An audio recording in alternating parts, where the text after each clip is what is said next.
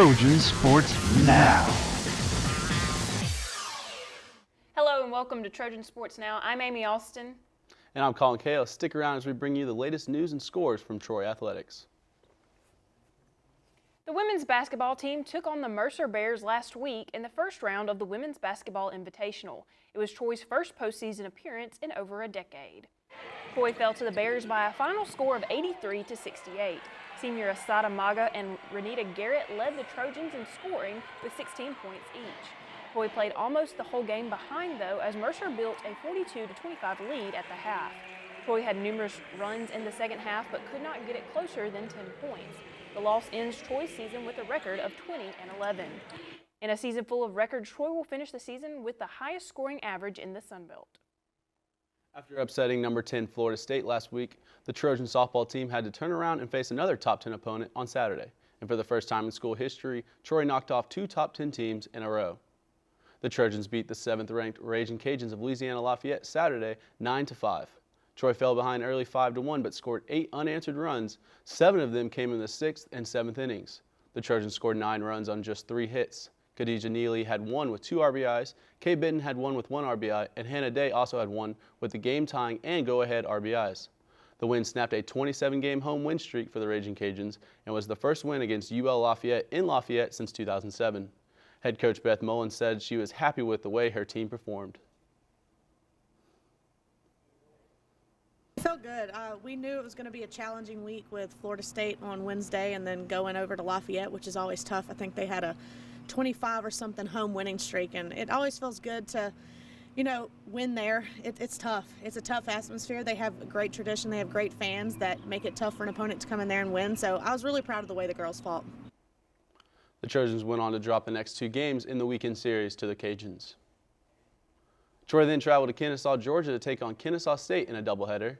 In the first game, Troy was unable to put any runs across the plate and fell by a final score of 4-0. JCF Felt took the loss on the mound for the Trojans. Troy only had 5 hits in the game, 2 of those coming from Khadijah Neely, who had a single and a double on the night. KSU had 4 runs off of 9 hits during the first game. In the second game, runs were hard to score again, and Troy fell by a final score of 3-1. Ashley Rainey provided the only spark for Troy with a solo home run in the 7th inning that broke up a no-hitter for KSU. Only 1 run that KSU scored was earned in the game. Ashley Rainey took the loss on the mound for the Trojans. This was the 4th consecutive loss for the Trojans after coming off 2 top 10 wins. The baseball team hosted the UALR Trojans over the weekend. Troy took Game 1 with a 4-3 win over Little Rock. In Game 1 of a doubleheader on Saturday, Troy fell to UALR 14-4.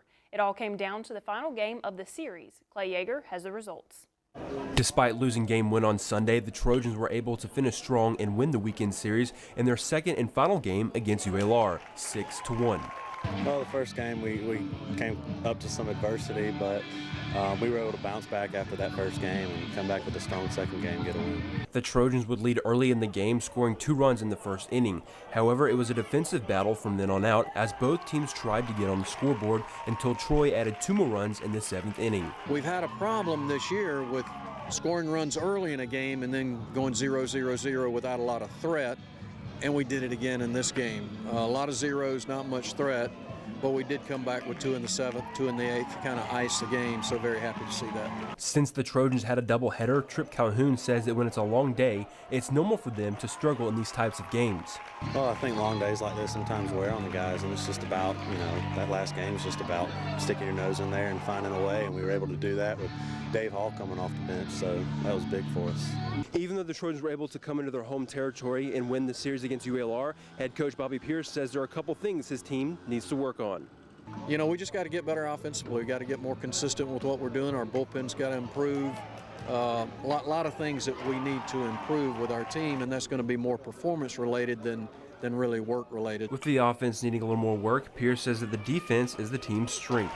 I thought we did play one of the best defensive games we've played all year in the rubber game here this weekend. I thought it was a huge part of the win.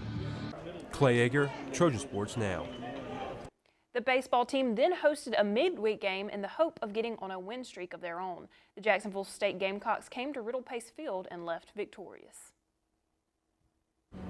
The baseball team hosted Jacksonville State in a midweek game. The Gamecocks came out strong and never looked back as they defeated the Trojans 8-1. Got to tip your cap to the pitcher for Jack State. I mean, he came out, he was throwing in the mid-90s, had great stuff. We didn't really compete with that very well on our end. And he took a no-hitter late into the game, and finally we got a base hit or double and another base hit to drive him in. But this was their night. We've played them twice now. Both times they've beaten us. So obviously they have the better ball club. You know, and it's just a kind of game that not much you can say other than tip your cap to the opponent. The starting pitcher for Jacksonville State, Colton Campbell, had a no-hitter going into the 9th inning, and head coach Bobby Pierce said it was all about what Campbell did on the mound. We didn't pitch well early in the game. We didn't get a good start, but it wasn't about that. It was about more of what that kid did on the other side. Hammered the strike zone, got us chasing up, which will happen a little bit when a guy's throwing in the mid-90s.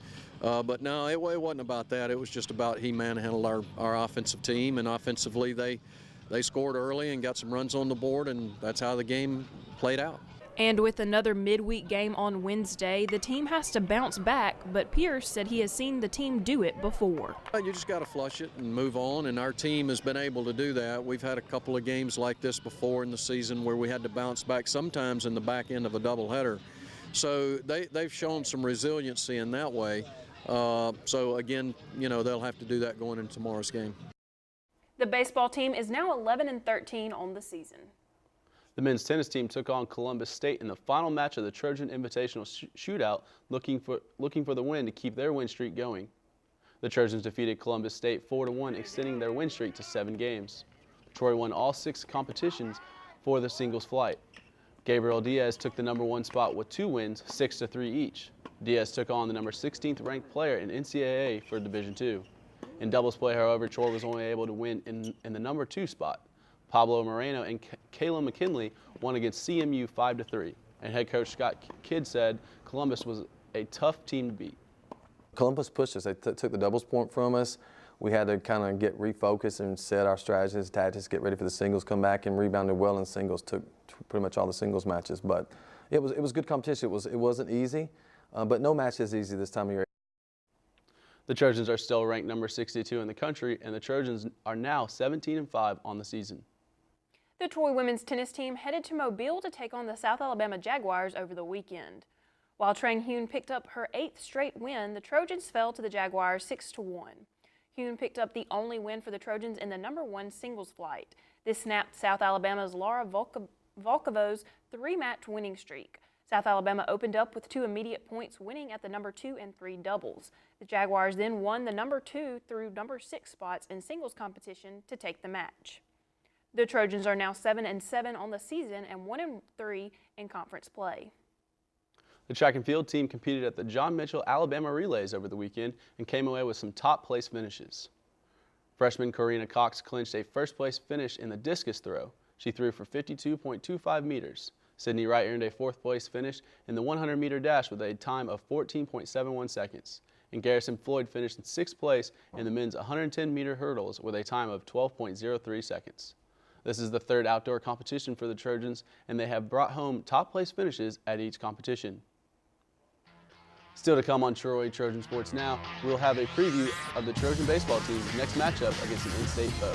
But first, I had the chance to sit down with men's tennis head coach Scott Kidd. Stick around for more Trojan Sports Now.